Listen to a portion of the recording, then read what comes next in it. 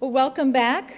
I'd like to introduce our distinguished keynote speaker. We are going a little bit out of order, having our keynote after lunch. Mariët Westermann, Vice President of the Mellon Foundation. Many of you first probably came to know Mariët when she served as Associate Director of Research and Academic Programs at the Clark Art Institute in Williamstown, Massachusetts. And I don't want to embarrass her, but some of us may remember her amazing powder blue vintage station wagon that she used to drive around Williamstown, which has one street, but she was definitely someone that you knew was on the road. At any rate, at NYU, she directed the NYU Institute of Fine Arts before becoming provost and chief academic officer at NYU Abu Dhabi, and we were hearing exciting news at lunch about how she's getting ready to graduate her first class at Abu Dhabi. She is now vice president of the Andrew W. Mellon Foundation, and she is the lead, as you know, of its art division at the Mellon, and continues somehow to also continue her research in European art, specifically 16th century Dutch Baroque, but she's also studying in part and teaching a course on the Garden of Eden in the imagination of Judaism, Christianity, and Islam. A brilliant art historian and a brilliant administrator, Mariët has traveled to Detroit. She's going to be with us. She's only here for about 4 hours before she has to head back, so that she may share with us her vision of the next chapter of the Mellon Foundation's history. Would you please welcome Mariët Westermann?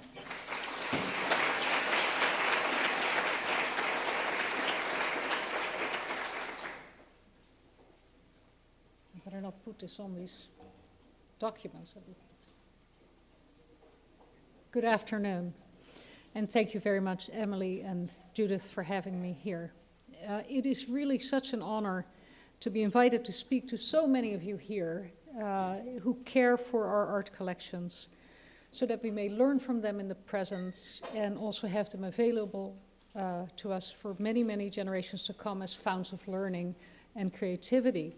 And I am, of course, I'm sure this has already been said, I am very delighted that the AAMC chose to have its annual meeting at the Detroit Institute of Arts at a time when its plight so concerns the entire museum community, and also I think exemplifies daunting challenges to the idea itself that an encyclopedic collection of world art of this kind of quality can indeed be a resource for all, nationally, internationally, but also locally. The large Michigan foundations and the corporations that are standing with the DIA are being joined by national and local organizations, large and small, to defend that powerful idea, and I think that's been an amazing thing to observe and witness and talk to Graham about. And to help secure the vital role of this great institution in a new future for Southeast Michigan, which we all wish for. I think we all owe Graham, Gene Gargaro and his board, the entire staff here, along with Governor Snyder, and the amazing Michigan-based foundations, a huge debt of gratitude for their steadfast vision and also for this steering through what continue to be treacherous waters. Looking over that list of hundreds of works, and again, walking through just quickly today, looking at all those works that were acquired by the city of Detroit before the Second World War, induces acute nostalgia for a time when the public value of the arts was self-evident. But of course, neither melancholy nor indignation will help us as museums will continue to face competing claims for shrinking resources. I don't see that getting better anytime very soon. Although the challenges of the DIA may seem idiosyncratic, and they are highly particular, they are not isolated. The national debate about claims on the DIA's art only throws into relief the absence of public agreement that art collections manifest their value longitudinally in time as assets that unlock the past for us, provide pleasure and interest in the present, and serve as resources for an unknown future. There seems to be growing public awareness that even if federal funding for the arts may be flatlined or down, arts organizations derive significant public subsidies from their tax-exempt status. And with that realization comes questioning of the "what have you done for me lately" variety. We see it everywhere, along with challenges to ticket pricing and opening hours of even the best-loved museums. Instead of despairing over this apparent lack of public understanding of what museums have to offer, and I think that's, much of the public actually does understand it, I think, but instead of sort of despairing over this, I think it's probably more productive to ask how art museums can best make the case for their public value. Show why their offer is different from that of other institutions of education and research, and establish more visible and substantive connections between art museums and the concerns of a rapidly changing world. These tasks cannot be accomplished, it goes without saying, without the central involvement and commitment of the curators who constitute the intellectual capital at the heart of art museums. So that is the broad framework for my remarks on the curator in the world. It may seem a wrong-headed or just plain silly title, I realized as I looked at it this morning, implying as it does that there is one kind of curator and one world. And of course it leaves out the art and museum in AAMC's acronym. I hope the reason for those decisions will become more defensible in the course of this talk, in which I will consider in turn the expanding definition of curator, ask what art museums are for, and look at how curatorial practice in one particular museum is responding to the challenges of our globalized age. Part 1, the care of the world. When you troll, as I'm sure you do from time to time, through the comprehensive and massive literature since the 1990s on curatorial practice, mostly in the form of anthologies and blogs, you will find many amusing and informative accounts of the origins and evolution of the word curator. Some interesting writing in this zone, surprisingly, comes from the data curation community that museum curators and people like me in the main find it very hard to think of as curatorial.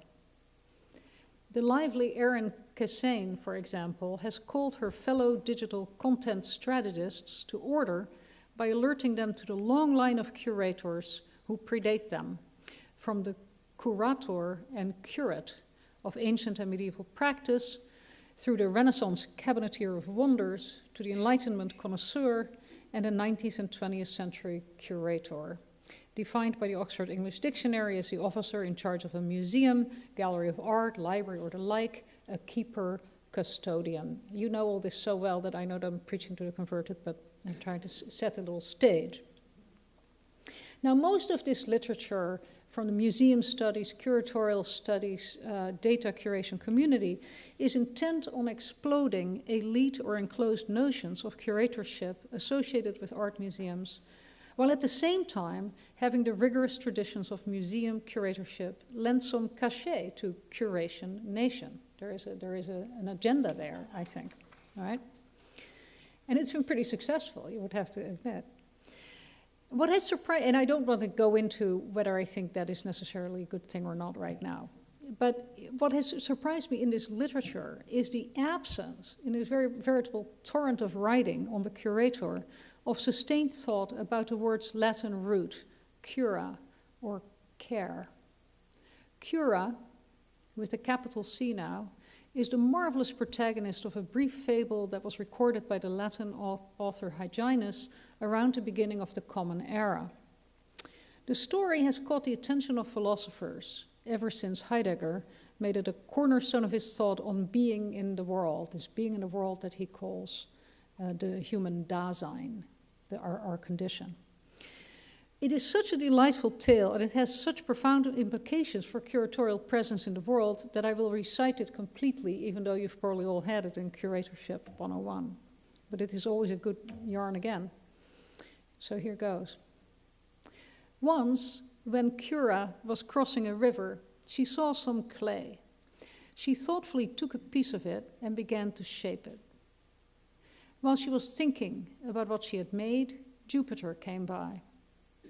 Cura asked him to give it spirit, and this he readily granted.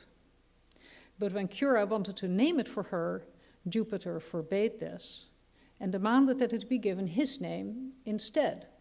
Jupiter up to the usual, right? While Cura and Jupiter were arguing this way, Tellus, or Earth, rose up and desired that it should have her name, since she had offered it her body. They asked Saturn to be the judge. He gave them the following decision, which appeared just. Since you, Jupiter, have given it spirit, you should receive that spirit at death. And since you, Tellus, have given its body, you shall receive its body. But since Cura first fashioned this creature, she shall possess it as long as it lives.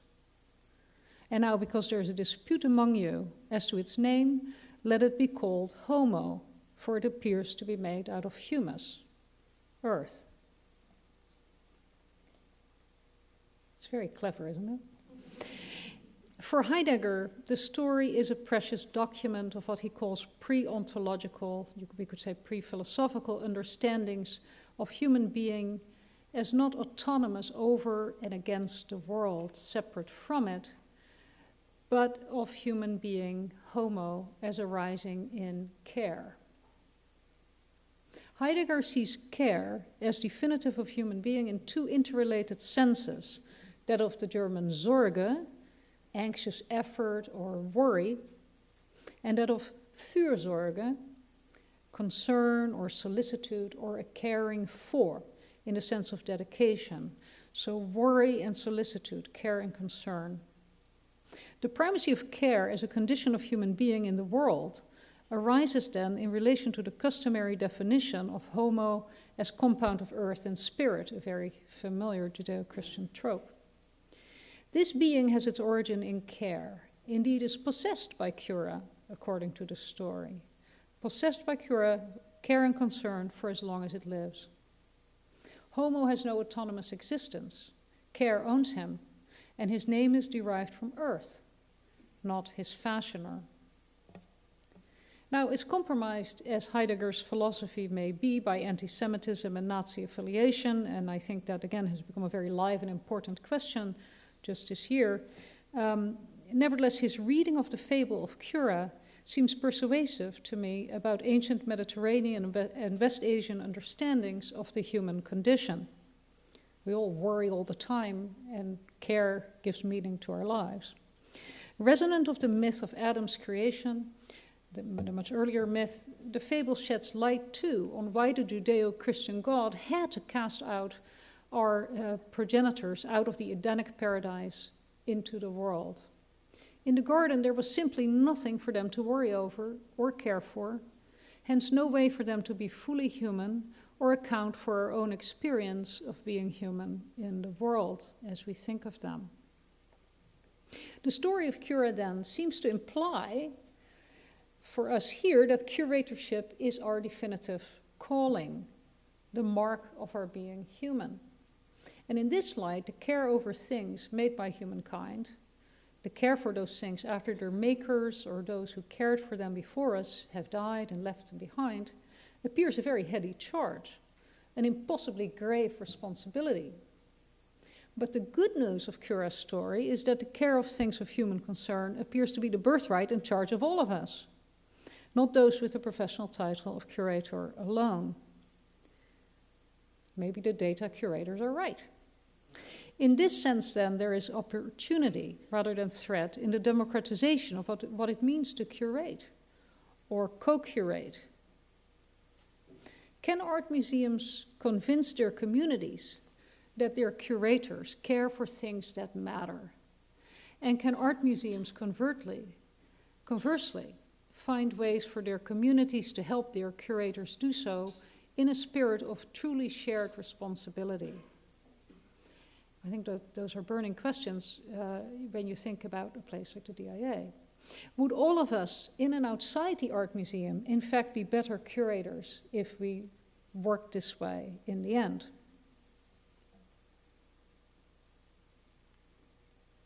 Okay. This part is going to be a bit more practical. What are art museums for? If Cura is the defining concern of human existence, is it then reasonable to set art museum curators apart from all the others who care? One answer to that question could be that art museum curators are trained experts in fields of knowledge that are required for the safekeeping and constantly renewed understanding of objects that in some ways belong to all humanity and therefore warrant our special protection. I think that is certainly the case myself, but it is also true that that last claim can be made for lots of things that don't belong to art museums. The sort of answer I just gave then presumes an understanding of what makes the art museum a distinctive type of institution that does cultural and social work that is different from that of universities, libraries, archives, science museums, historical societies, other kinds of cultural institutions and educational institutions. Without articulate and shared understandings of what art museums are, it would be impossible to think of art museum curators as a special subset of all of us who care in the world. And the question of what sets art museums apart, of course, requires thinking of what they are for. Again, I'm just going to preach a little bit to the converted here. And I think, in fact, this is a story you probably know better than I. There's an old chestnut that I've heard told about various art directors over time, so it must be a bit of an urban legend. But there's an old chestnut about an art museum director who goes around his museum with a group of major donors, stops in the gallery with the museum's finest paintings, pulls out a piece of paper and reads a poem. He tears up the piece of paper and asks the group if they would please recite it. They can, and they do. It must have been sort of short, and it must have had a memorable meter, and it probably was Emily Dickinson or something like that, but still, pretty good feat. Gesturing dramatically to a prominent masterpiece, he asks, "Now what if I were to pull this off the wall, light a match to it, and put the ashes out in the dumpster?" The donors laugh a little uneasily because they get the message. The museum is the steward of an artifactual heritage that cannot be remembered or reproduced to its full or authentic effect in words. Ut pictura poesis non est. Like the donors, I find it obvious that caring for humanity's great and diverse feats of designing and fabricating things that just stun you and make you see things and think things that you never thought before, I think that's a sufficient reason for having art museums. The current plight of the DIA, however, suggests that this function is not self-evident to constituencies that are less pre-selected than art museums, donors, and art historians, or people like me. In the normal run of life, when you think about it, humans have always been aware of the transience of material things, starting with our own bodies, the food we eat, the clothes we wear, the shelters we inhabit. Why do we need institutions to single out and privilege some of the things we make over others and spend valuable resources preserving them?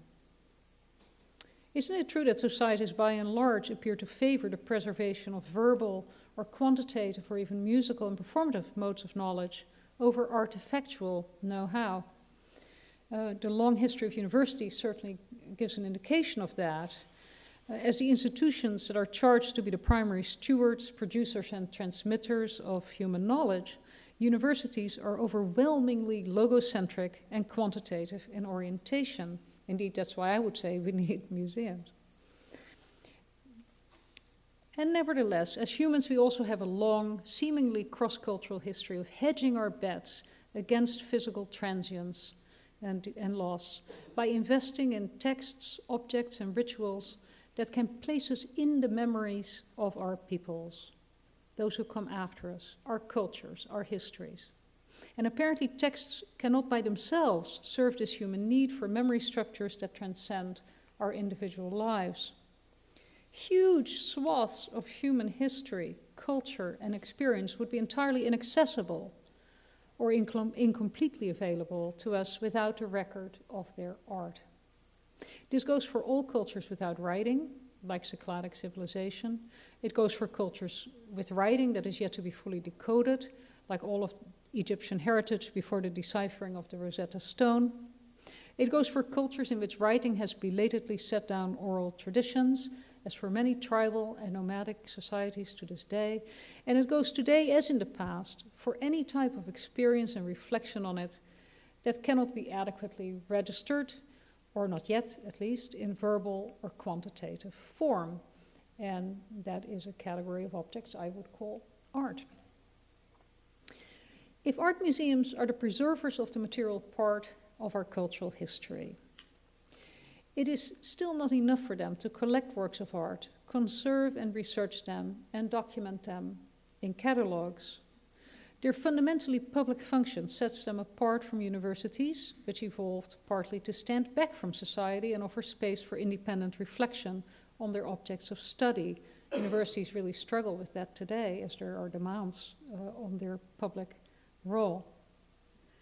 Society, in fact, builds and supports art museums because it wants access to the experiences of the heritage that they preserve, to the cultural memory that is stored and presented in them and can be revisited with their aid. People like museums, we know that. Art museums are not just about filling in gaps in historical knowledge or about preserving the images of objects. They could do so online, as many do, and become digital libraries in the process. Any survey will tell you that people come to museums, at least in part, for what they perceive to be authentic encounters with works of art, and also increasingly to have special social experiences in them. These functions may be of renewed value in our online age, when a public debate has arisen about the dispersal of attention and lack of substantive conservations among digital natives, and of course all of us older enthusiasts as well. I'm skeptical of that claim, by the way, but it certainly seems to be something that is a worry that museums can handily tap into, that they offer these alternatives. Works of art can be marvelous defensive armaments in the struggle for attentiveness because they are designed to hold it in some way and focus the mind in particular fashions that are shaped by the circumstances of their creation, but that can evolve over time. For a rough definition, I will take works of art to be objects that by their design and manufacture make us experience them consciously as objects. That's a very broad definition. You know, the works of art that are objects that by their design and manufacture make us experience them consciously as objects.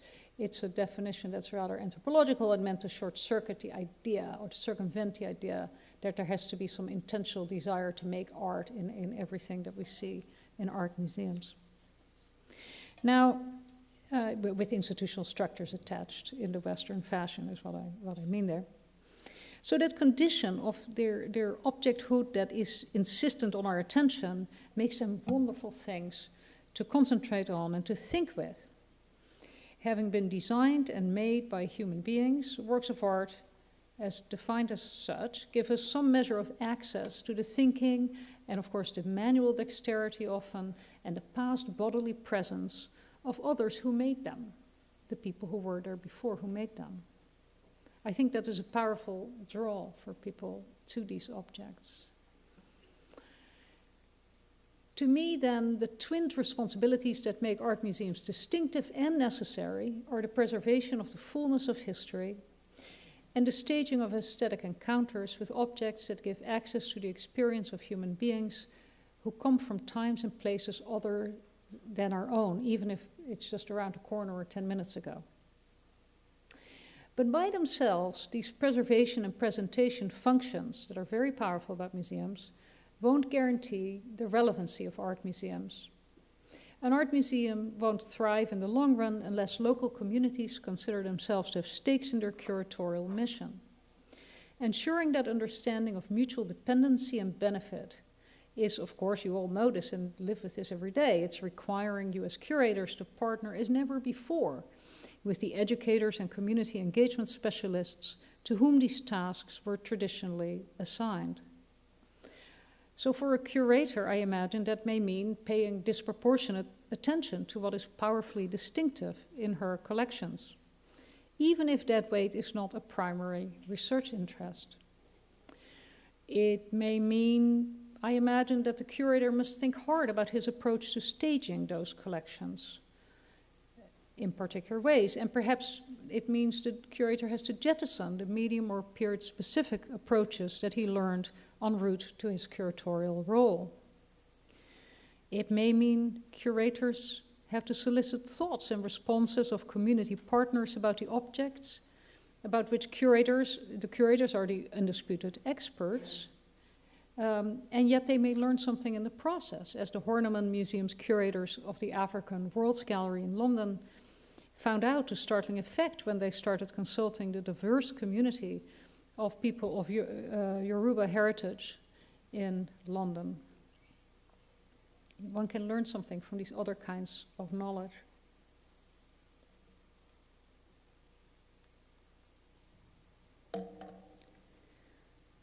So how can we curate art museums in a globalized age?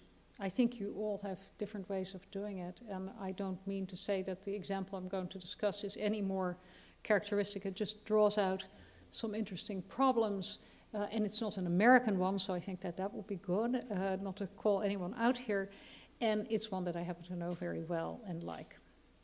So let's look at an example of how a team of curators and colleagues outside the United States has been working with some of these challenges and opportunities.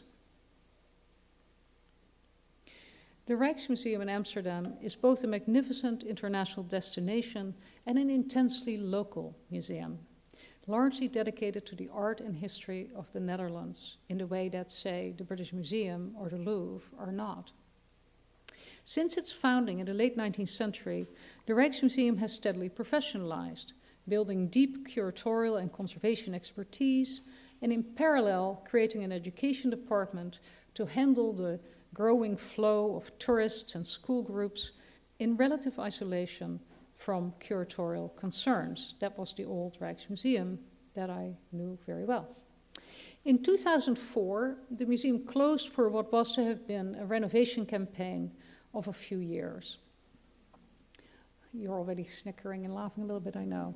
Before I go any further, go. If you haven't been, you should go. Your first opportunity really is fantastic, but there are some things to remark, of course. Bogged down in external conflicts with the bicyclists of Amsterdam, perhaps the most powerful lobby ever invented, and internal debates over curatorial redirection, the rebuilding instead took a decade and at least doubled its original budget. Oh, to have the Dutch government purse behind you. It's a great thing. Now, all this fracas seems to have been forgotten at the huge national celebration that followed the museum's reopening a year ago by then Queen Beatrix, whom you see here admiring those are dry fireworks, no worries, from behind with Wim Pijp as the director. What can we learn from the new Rijks? Well, this is what the lively new website of the Rijksmuseum tells you to expect. And I quote, "For the very first time, visitors can follow a chronological journey through the collection and experience the sense of beauty and time this offers. The sense of beauty and time this offers. In a sequence of 80 galleries, 8,000 objects tell the story of 800 years of Dutch art and history." The story of 800 years of Dutch art and history. It is a compact distillation of the Rijksmuseum's mission. What you will encounter are objects. They tell you about art and they tell you about history, and the story is local. It is about things and matters Dutch for the most part, and it extends through time.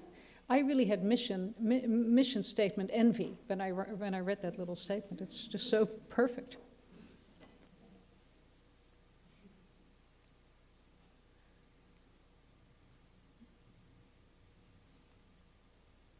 Here's a little aerial view of the newly redesigned building, which is more or less symmetrical, as you can see, except to the left. Is there a pointer in here? I think there is. I'll just tell you, I hope you can hear me. What you see here, this is obviously the corpus of the building, and we'll look at a fair amount of it. This is the back on the sort of museum square. All this was added over time in the 20th century, as for these buildings. This is the only new little building, the Asian Pavilion, that was actually added. So, in quick synopsis, I would like to point out 5 noteworthy features of the new and unquestionably improved Rijksmuseum, sort of describe it before we discuss it a little bit. Number 1, the museum decided to restore its historic building that was designed by Pierre Cuypers, also the designer of the Amsterdam railway station, you probably know, rather than to build extensions to it. I think that was an extremely brave choice. The museum, and it's counter-cyclical, obviously, or counter-trend. The museum opted to remove, clear up, and streamline the building, not to make the project cheaper, far from it, but to make it more transparent, brighter, and more suitable to looking at objects. The museum valued the architecture as the biggest object in its artistic and historical collections. The architects Cruz y Ortiz from Spain restored Cuypers' original intentions for the courtyards, the 2 courtyards that are on either side of that main body of the building that I showed you. Cuypers' intentions for these courtyards to serve as huge light wells for the surrounding galleries, which are laid out in a rectangular sort of figure 8, as you can see there. The courtyards had been glommed up in the 1960s to create room for airless galleries, offices, and other back-of-house functions. There wasn't a window left in the place, just about. You can see here that basically, I think you've been to the building, but this is basically the spine, and here you have that gate. And this is the great big gallery of honor that leads you to the night watch here, and that's still the case now here at the courtyard. The courtyards are the 2 halves of the 8 are divided and connected by this spine that contains the Gallery of Honor. And the Gallery of Honor sits on top of an underpass, which is that famous bicycle run connecting the central and southern parts of the city. And you see it here without bicycles, but make no mistake, you want to be very careful when you're trying to traverse it. You're looking here from one courtyard basically to the other, from the side of one courtyard to the other. And this is basically the level that is down into the courtyards below grade,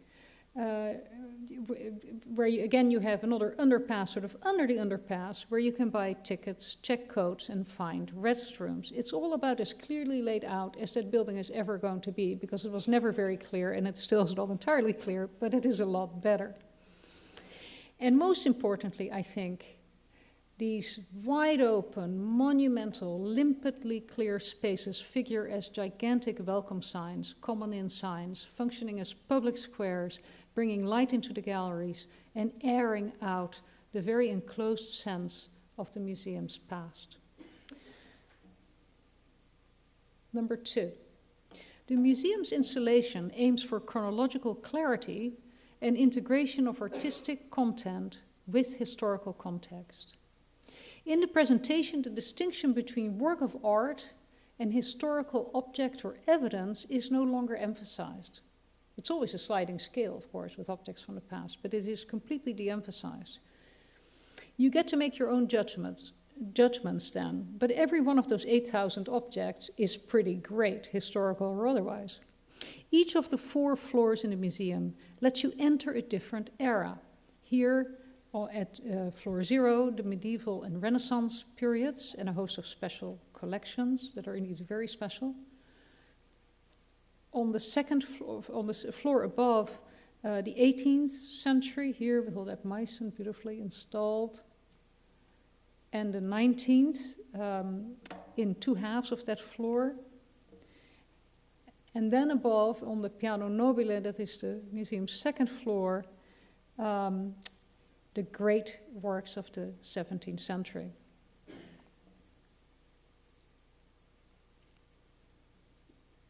Two examples of big galleries there.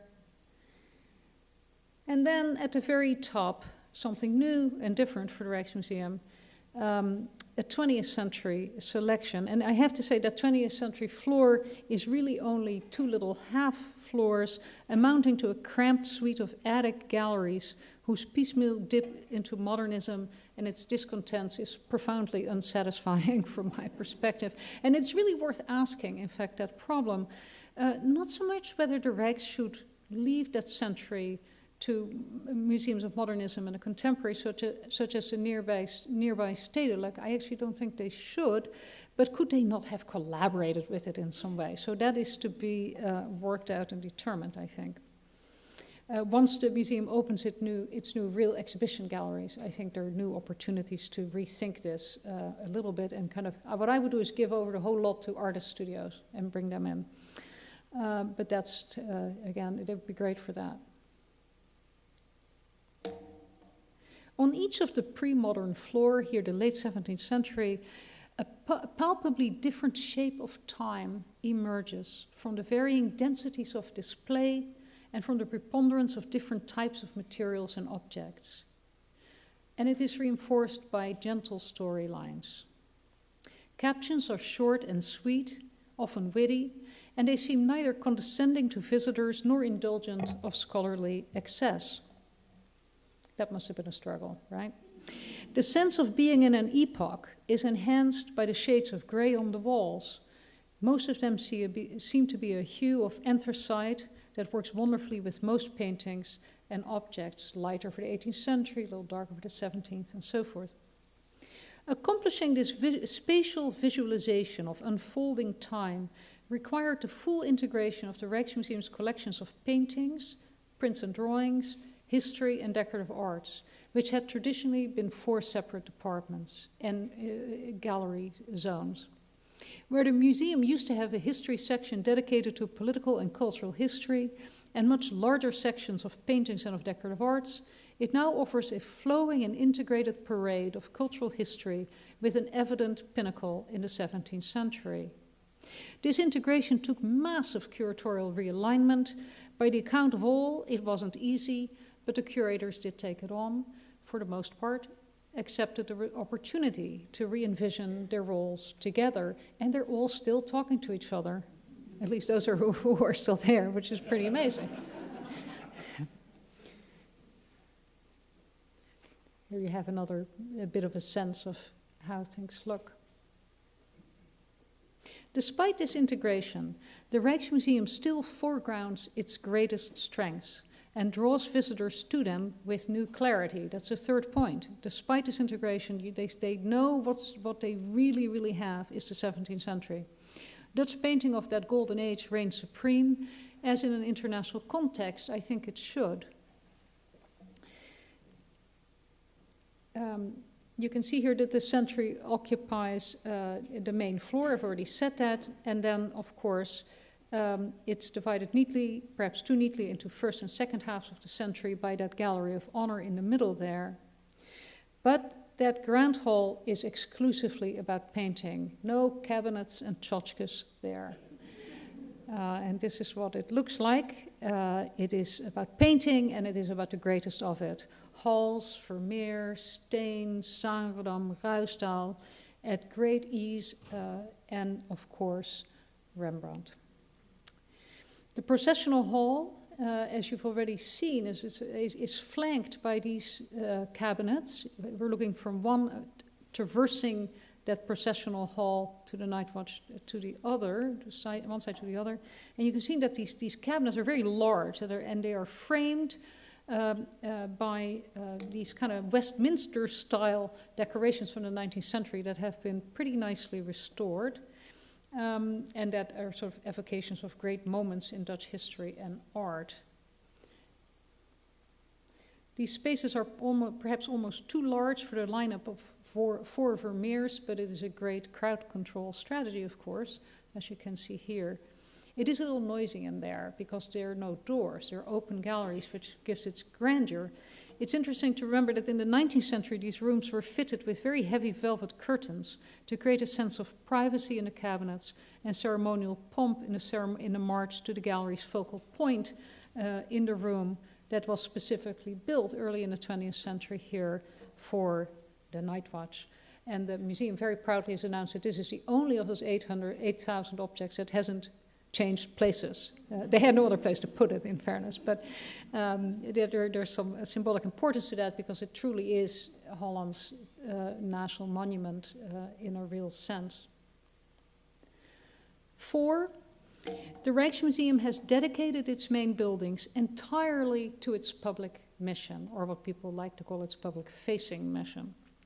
During the 10 years that the museum was closed, the curatorial and conservation functions were removed to nearby buildings. Some had been repurposed and some were newly built, and they never came back into the building. All storage was moved to Lelystad in one of Holland's polders, about 40 miles away. That's an hour by car at Dutch traffic conditions and more by public transport. How the Rijks will fare with its curators and conservators out of immediate contact with both the galleries and its more remote storage of the works that they care for remains to be seen. I think it's an open question and experiment, but the public love having that playground to themselves. That's already evident. In fact, having overrun its original budget of 200 million by some 300, the Rijksmuseum is atoning, this is my last point, with an aggressive public-mindedness that's very much spearheaded by the man you see at left there, Wim Pijbus, the director, who is a genuine populist, but who's also smart enough to give real control to his curatorial talent, Taco Dibbets, the deputy director on the right. This new openness is very interesting. I think the museum really felt it had to do it with all the money that it had received and the time that it took. And in fact, the capitulation to the bicyclists is all about that. It's about saying we realize we're in a community here. And this new openness represents a sea change from the museum's 20th century culture, which was as standoffish as those long waits in the drizzle outside those narrow entrances up steep stairs that some of you will still remember. The museum now is open all days except Christmas and has helpful staff stationed at every turn. Good signposting, an attractive brasserie featuring cookies from each of the 12 provinces. I can never tell the difference, it's a small country, but there they are. A smart-looking store that separates the little gifts from the many, many books that are well curated in themselves, and also very well advertised access to the library that they decided to maintain because the scholars wanted to maintain it. So they were listening all around, but the public can come in here and at the very least look at this magnificent 19th century library. There are new plans to create a visiting center and open storage cabinets in the off-site storage facility as well. The website is informative in many languages and provides free access. This is really dear to the Mellon mind, free access to high-quality, downloadable images of any of the works in its collection that it has digitized, and it's now quite a lot of them, for any purpose. Any purpose. If you want to create a shower curtain, go right ahead. They're not going to police you. They're going to say more people will come. Website visitors are encouraged, in fact, to curate their own Rijks studios online and design new products with the images. As soon as you download one, it will say, what will you make? And I'm just trying to get it into a PowerPoint, but they have all the suggestions for the iPhone cases and whatever you want to make.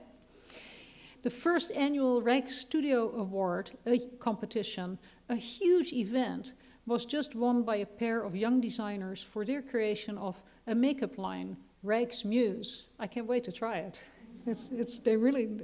They've completely changed their stance in the world.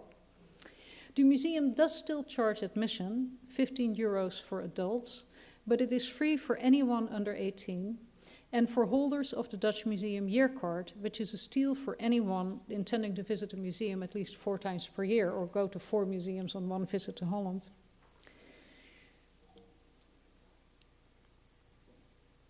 So how is it going so far? These two must be wondering.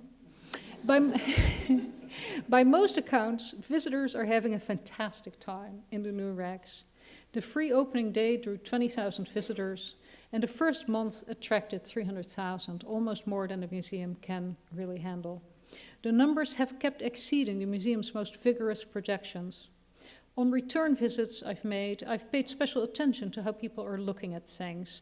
and eavesdropped in on their conversations. I'll just show you a little bit what things look like. There's plenty of looking going on. Saw that already. You can see the paintings very, very well with daylight, 19th century.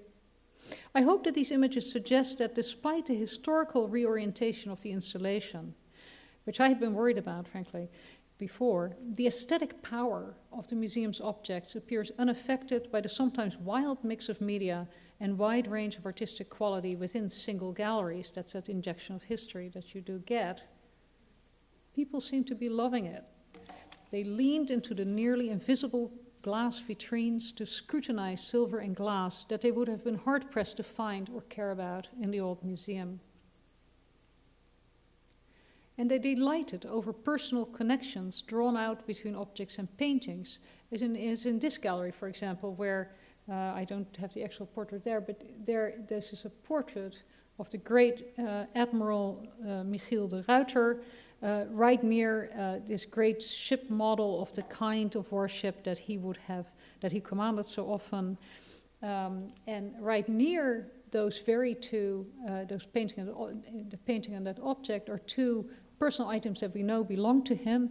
A personal letter carrier, a very beautiful object on the left, very small little pouch, and on the right a trophy goblet that he was awarded by the 17th century ruling States General of the country. You see people noticing these things and talking about them and liking them.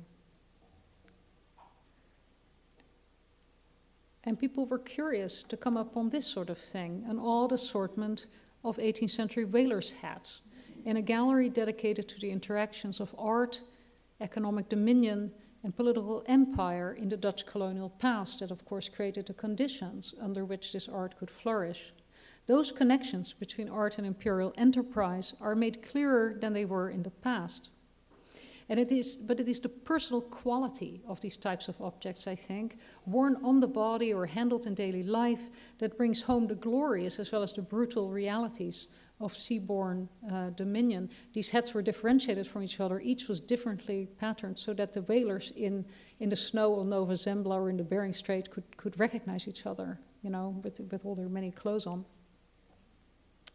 For historians of Dutch painting, like myself, there are losses. You have to choreograph yourself deftly around chests and chairs to get a good look at some of those wonderful Dutch paintings. And fewer of them are on view than before.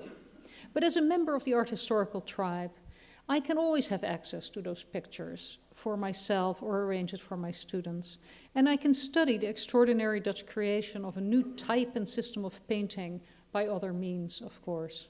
By the evidence of visitor enthusiasm, the museum was right to privilege the broader curiosity of the many over the parochial interests of the scholarly few.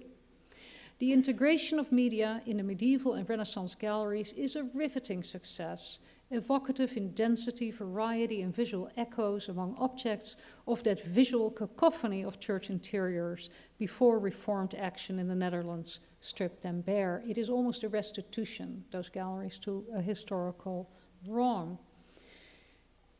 And the decorative arts, in the broadest sense, artifactual history really at large, receives new attention from ingenious feats of locksmithing. Here you have these wonderful keys installed as if a contemporary art installation across from equally spectacular locks. It's very nice to see.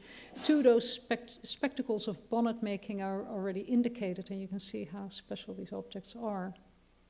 And the presentation of sculpture, never very popular in the Netherlands, sculpture in the round, often outside its vitrines, very daring, has gained in ways that will only unfold as we settle into this new presentation. So, does the Rijksmuseum fulfill the mission then of art museums, this twinned mission, plus the community engagement that we've talked about? Well, the materiality of history, you can see, certainly receives its due here. And the museum has revived the aesthetic encounter that was made impossible in those claustrophobic late 20th century quarters they had developed. Peter Scheldaal's review in the New Yorker of the Brighton Museum emphasize this gain, this aesthetic encounter gain.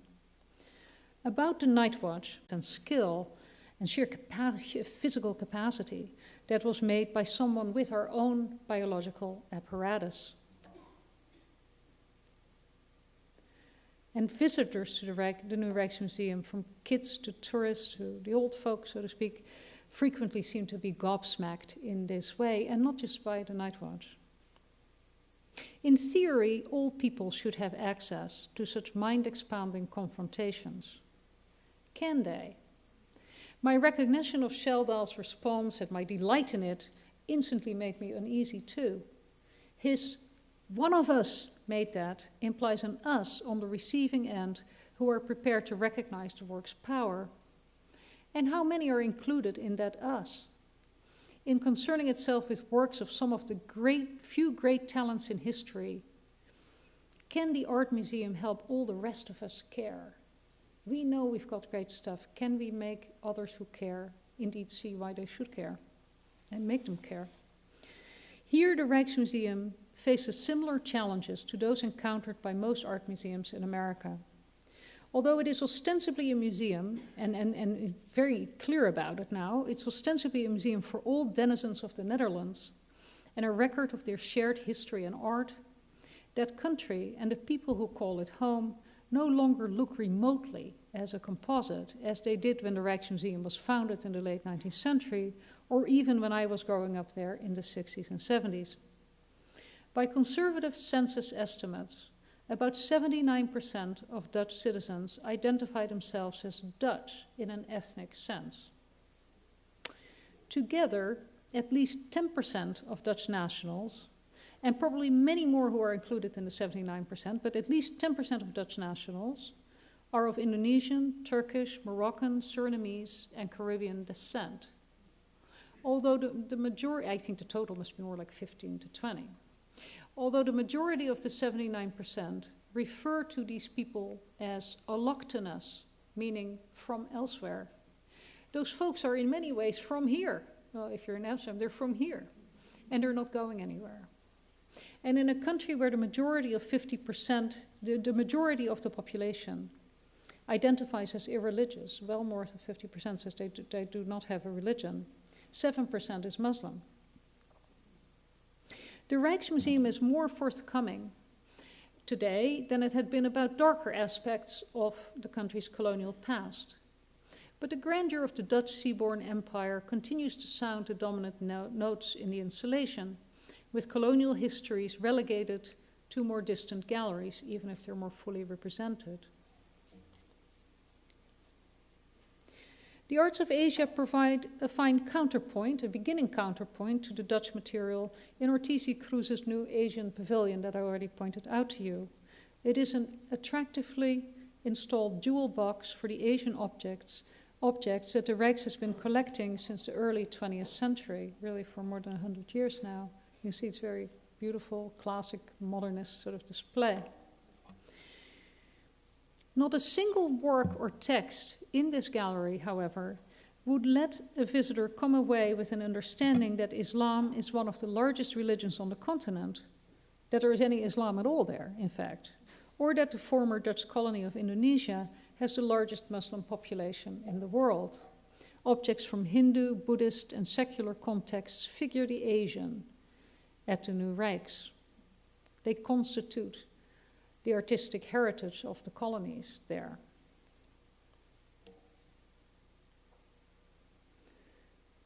There is some work from Indonesia, though, but it is more troubling yet. We find it in the main building, a jammed display of jewelry and gemstones from the so-called Lombok treasure. Although the name Lombok treasure evokes something dug up by archaeologists, like the treasure of Atris at Mycenae, it is, as the label acknowledges, war booty taken in 1894 by Dutch soldiers in a large military intervention in a local conflict on the island of Lombok. Thousands of Balinese soldiers died in combat and ritual suicide after defeat. Much of the silver was taken off their bodies by Dutch soldiers. For much of the 20th century, this rich grab was a beloved attraction for visitors to the Rijksmuseum for Ethnography in Leiden and a few other institutions. Dutch citizens protested loudly when in 1977 the Dutch government answered a decades-old plea from the Indonesian government and returned most of the objects to Jakarta. The caption to some of the remainder that's now on display in the Rijksmuseum, but you have by now been able to read, doesn't begin to get at the complexities of this problematic story or its recent, more productive aftermath of collaboration between Dutch museums and the National Museum in Jakarta, which, contrary to Dutch expectations in the 1970s, has been taking meticulous care of these objects ever since their return. There's been a positive sharing history endpoint to this story, no, a continuation to this story. Again, what a visitor is meant to do with this kind of display is not entirely clear. A fuller representation of the shared history of the Netherlands' heterogeneous population is limited at the Rijksmuseum in part by the history of national collecting.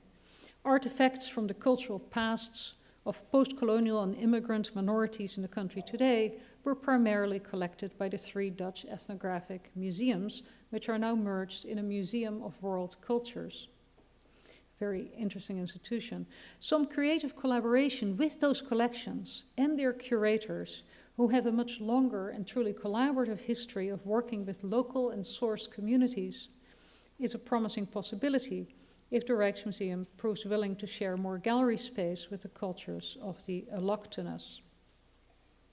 I'm obviously not making a point that only those objects would interest the allochthonous, but that the place might seem more welcoming with that fuller representation of political and cultural history.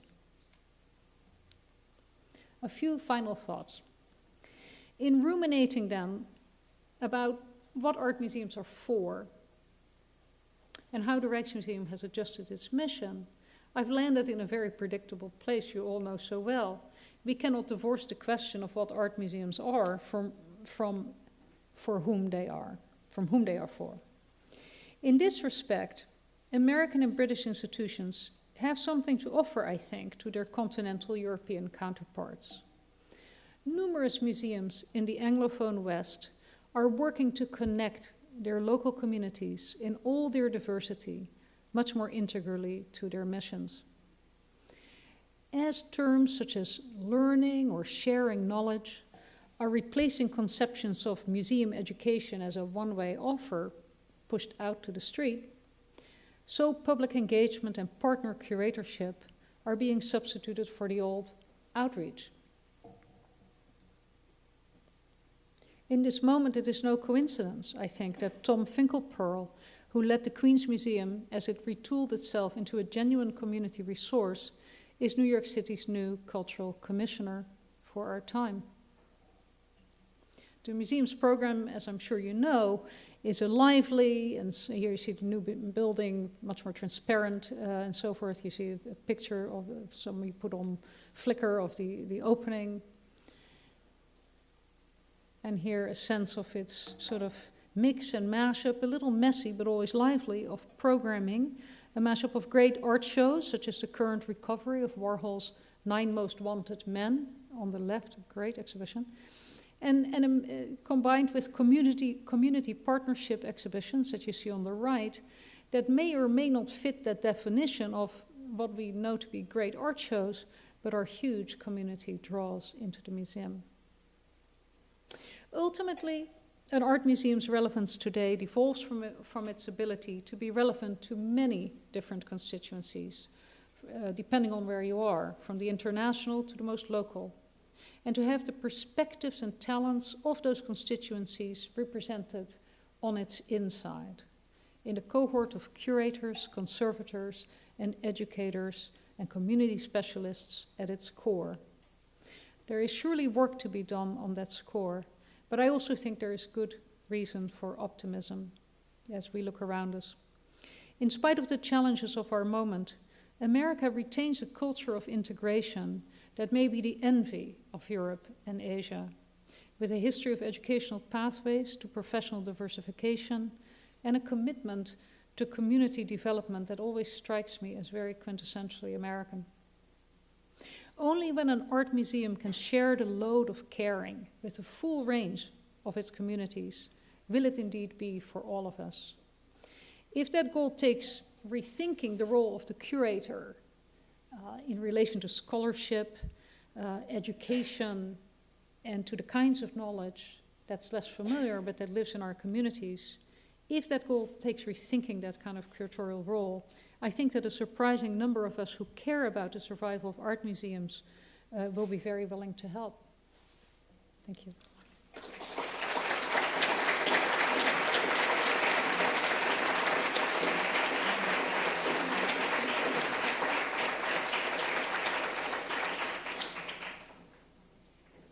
Thank you for your long attention. I welcome questions, comments, pushback, random thoughts, any of it.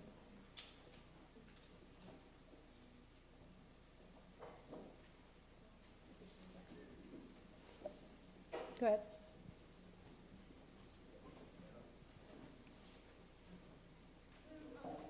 My name's Jane Portal. I'm the chair of Asia, Oceania and Africa at the MFA Boston.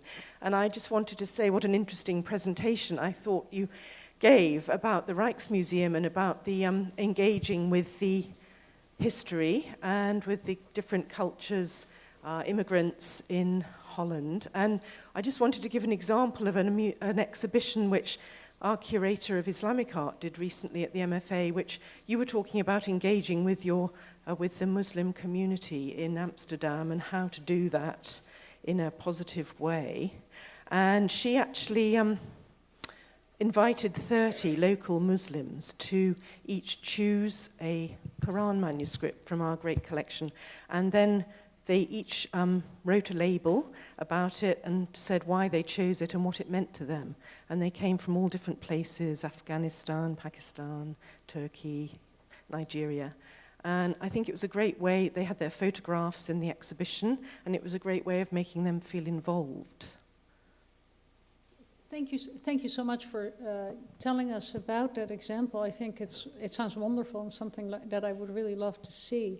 I'll just say take the opportunity to say 2 more words or so about the Horniman Museum, which is a museum that is sort of a museum of culture. It has gardens. It's an old institution in London, the Horniman Museum. You might never have been there. In South London, has a large community interest there.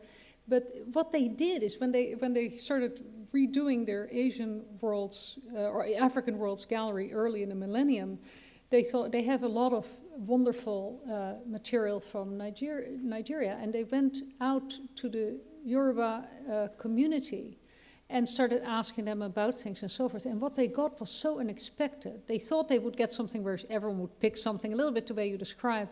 And instead they had these complex conversations where some of the people who had been Catholic families for a very long time, or Anglican families for a very long time, said, "We don't want that pagan stuff on view. This isn't us. You know, we're not those Yoruba people."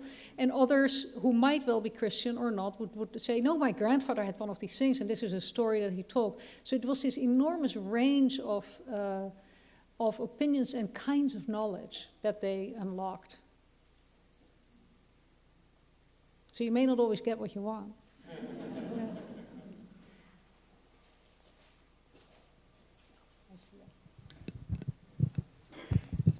Hello, thank you for a wonderful talk. I'm Catherine Paul from the Newark Museum. And since you pointed out so beautifully that so much of the maritime success of Holland, of course, depended on many of its colonies all around the world. And I was wondering, I couldn't tell from the galleries if any of those colonies made its way into the same galleries as the riches of those colonies, or if they were all sequestered out into the new Asian pavilion or an African pavilion.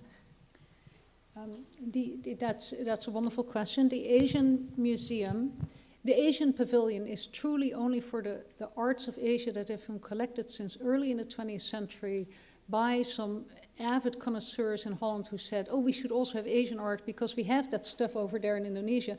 And then they went and they collected Japanese art and Chinese art. And we, of course, had a history in Japan as well. But So they are really for the high art, and the entire pavilion talks about the importance of religion in Asian cultural traditions and never mentions the word Islam. I find that very, very troubling because it would be easy to fix if you borrowed a few of these stunning objects from the Topa Museum or the museum in Leiden. The main building is more complicated. The 17th century galleries, you saw that big warship, you saw a lot of that blue and white Delftware that is made to look like Ming China and so forth. These complex things are pointed out. The tulip trade is talked about. So there's a sense that there are ideas and design ideas flowing into Holland, that there are goods flowing in. There's quite a bit of attention paid to it. And it's mostly done in a great big corner gallery about the Dutch overseas expansion that mostly talks about Indonesia, also a little bit Japan and China trade missions. And then there's a smaller gallery with sort of high art associated with the Dutch adventure in Brazil that was led by the governor, Johan Maurits of Orange Nassau, and who really brought very significant painters and naturalists there. So that's on display. Does it give the perspective from within the contact zone? No. In fact, it misses opportunities to do so, because we know a lot about stories of, for example, you'll see portrait of, the great example is a portrait of the governor of Elmina, which was a slave-sending station, the Dutch governor, his Dutch wife, who looks extremely dour. Well, she never went to Elmina, and the man, as soon as he got there, hooked up with a woman in the contact zone who was of local Ghanaian stock, and who was very successful time and again in becoming the concubine of these governors, and in fact would be sort of the mistress of the castle in Elmina. And that is a wonderful story about actually interactions in the context zone, and that sort of thing you'd never know it happened. Yeah. You are at a wonderful community engaged museum, obviously with Don Cottendena's history there. Absolutely. Yeah. And we always make great strides forward, and sometimes they're longer in certain ways, and sometimes they're shorter in certain ways. But there are other people. Thank you. I think there's someone in the front here.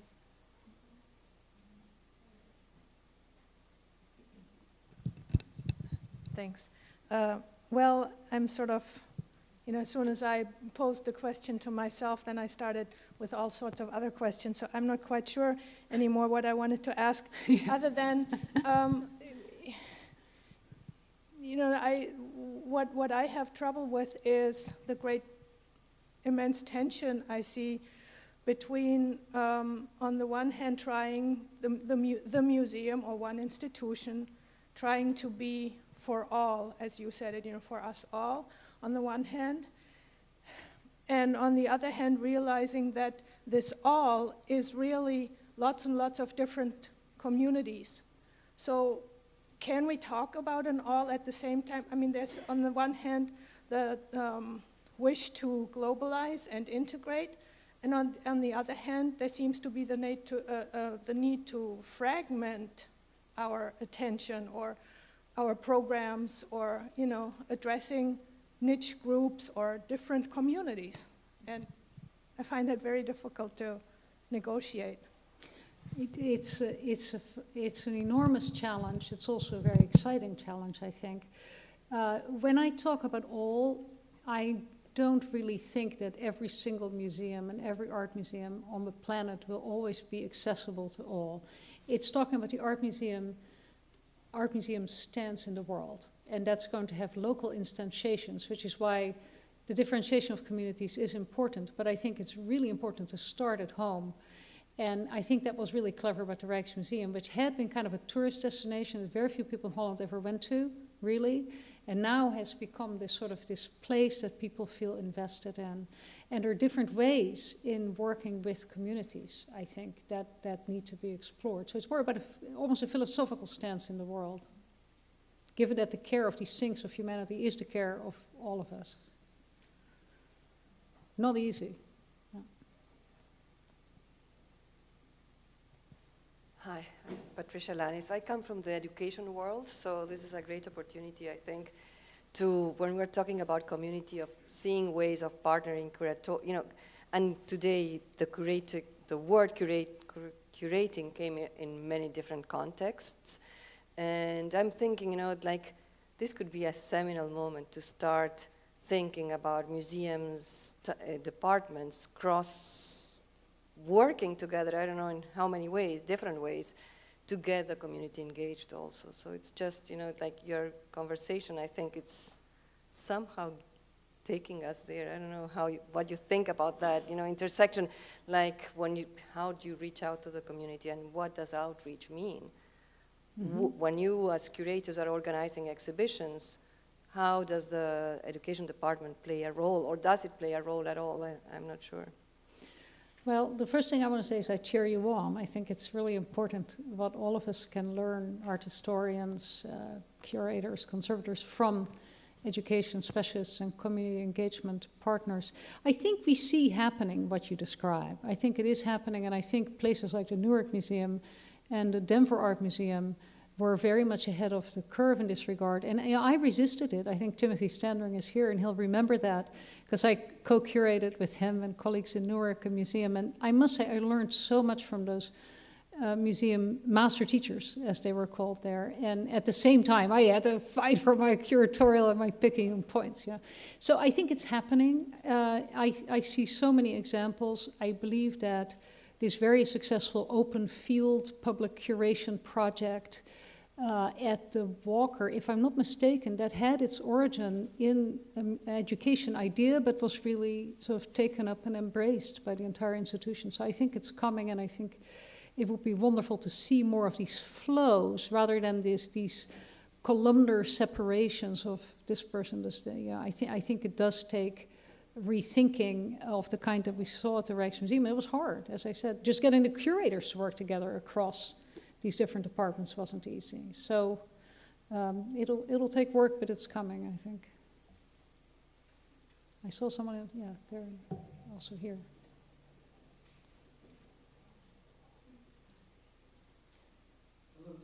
Timothy Standring, Denver Art Museum. Ooh. Who are you? Mariët, that's a wonderful roadmap that you painted for the New West, for all of us to follow in making our activities more inclusive.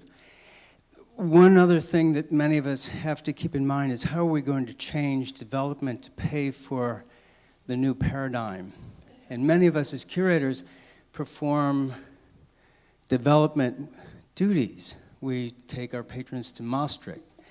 But what are we going to go out and do other kinds of curatorial activities in the community? And the hybrid roles that we play that are never taught in class until you get to the job.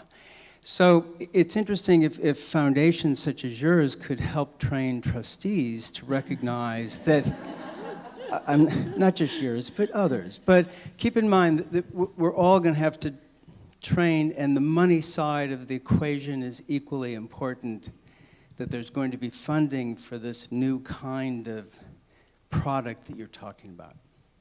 It's a very fair point, and I think with the,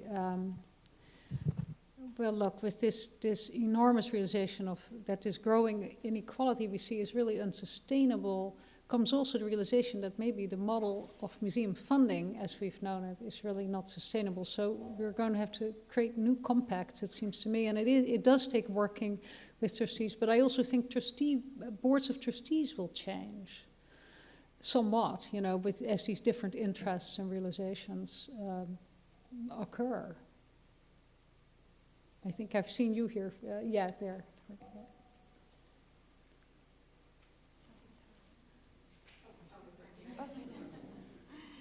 Hi, I was, so glad to hear you talking about the Rijksmuseum, because I haven't been to the new Rijksmuseum, but I had the pleasure of hearing Mr. Dibbett's talk recently, and, kind of the air of freedom and, this kind of relaxed sense of just, kind of going with it and seeing what will happen, and this openness was really palpable, and both hearing him talk, but also on the website. I mean, the website is just, it's amazing. And I just wanted to mention a couple of things. One is, kind of the elation I felt when he said to me, personally, I mentioned something that was in the collection of the Rijksmuseum that I was looking at to reproduce, and he said, well, you can reproduce anything you want in any way, and it was just, that's really revolutionary, and it's really fantastic. I mean, it's a wonderful, it's really a wonderful thing to do. The other thing is, I think, when everyone is talking about these different, engagement and the different role of the curator and other museum professionals, I mean, I think it's really important to look at the example of the Rijksmuseum because they're doing something that's very specific to Holland and to their specific environment, just as Queens is doing something very specific to their environment. And I think, looking at it as a whole seems quite daunting, but I think that, we all are very sensitive to what's happening in our communities, and I think, I've worked on projects, and I'm sure other curators have as well, where, it's right. The curatorial piece is right, the education piece is right, all of them make sense together, and no one feels as though they're, compromising hugely to make a great thing happen. Local specificity is very important, and yes, it's the new 60s in Amsterdam, I agree. They really have relaxed.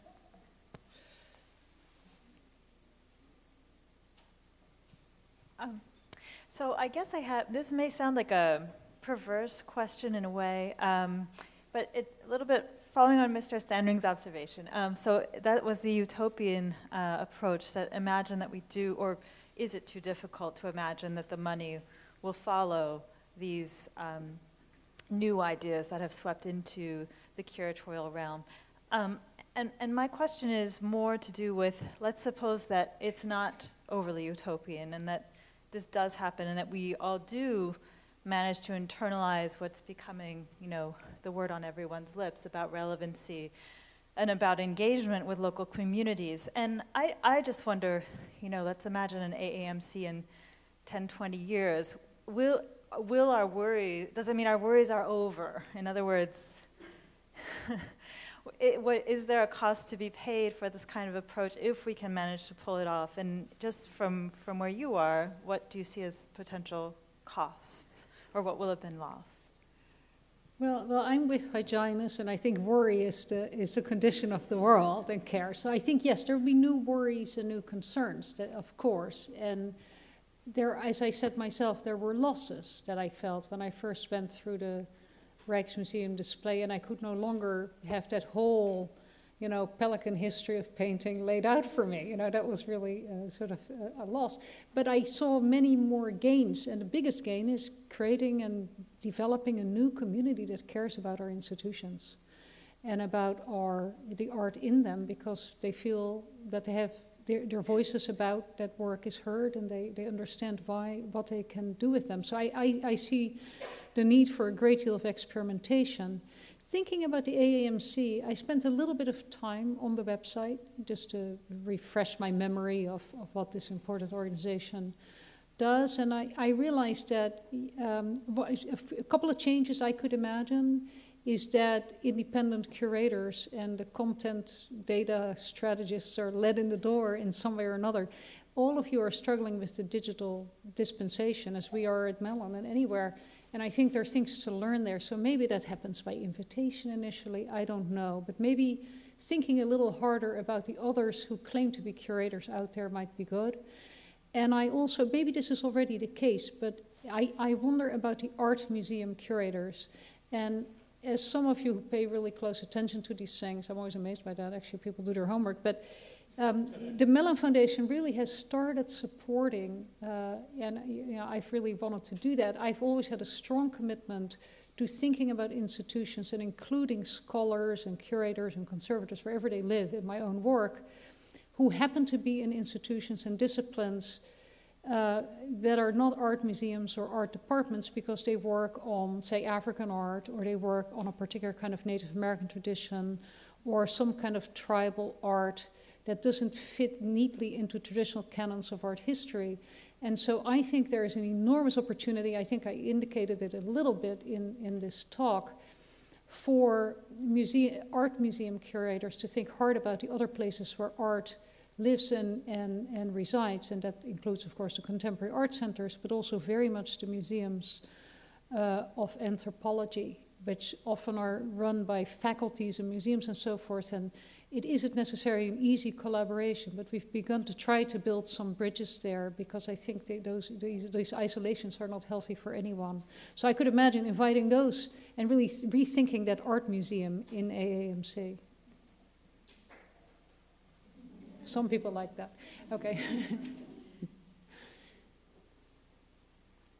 I'm Michelle Joan Wilkinson. I just wanted to thank you for that last comment. I think that I currently work at the Smithsonian's National Museum of African American History and Culture, and prior to that I worked at a Museum of African American History and Culture in Baltimore. And under my charge is fine art, but also music, material culture, a variety of things. And I think it's a key point, because thinking about the Rijksmuseum and the fact that they're including art in more of a historical context and material culture, decorative arts objects, the engagement that the visitors are going to have with that type of experience means that the curators who are bringing those things together may be from backgrounds that are not just traditional art or contemporary art or historical art. And my participation in this organization has sort of been, I have one foot in and sort of one foot not in, because my museum is not an art museum, but I'm in charge of art, or I have been in charge of art at the museums where I've worked. So I think it's a broader conversation for us to talk about. I know that the next panel is about diversity, and that was one of your points just now about diversifying the curatorial ranks as well as diversifying what's shown in the museum. And I think one of the ways to do that is to understand where people of diverse backgrounds are. They may not be in traditional art museums if they're focused on these other specialized areas. So I just wanted to make that point to the rest of the folks here. Thank you. That's a great point. And Michelle, though you didn't say it, your museum where you are now is of course coming up with these really creative ideas about building collections. It's not at all as if that museum isn't interested in collections, but it didn't have any to start. And the way in which essentially the National Museum of African American History and Culture is sourcing these collections by helping the communities understand what in fact they have and that others value it is extremely thoughtful and I think a promising experiment.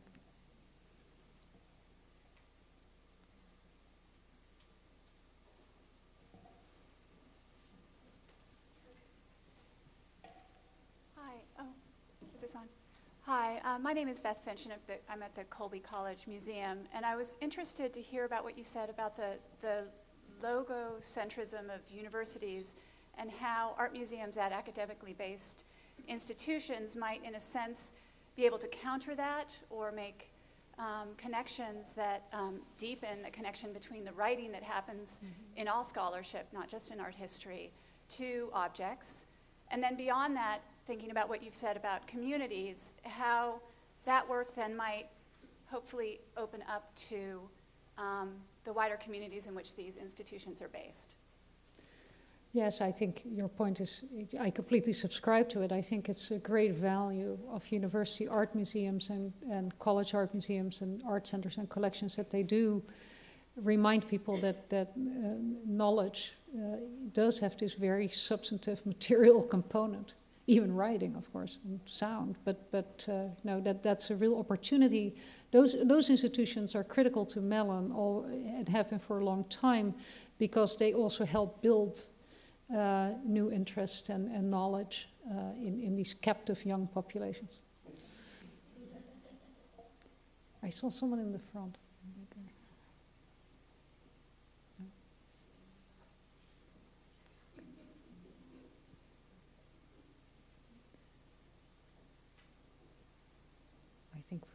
I think we're good. Thank you. Mariët.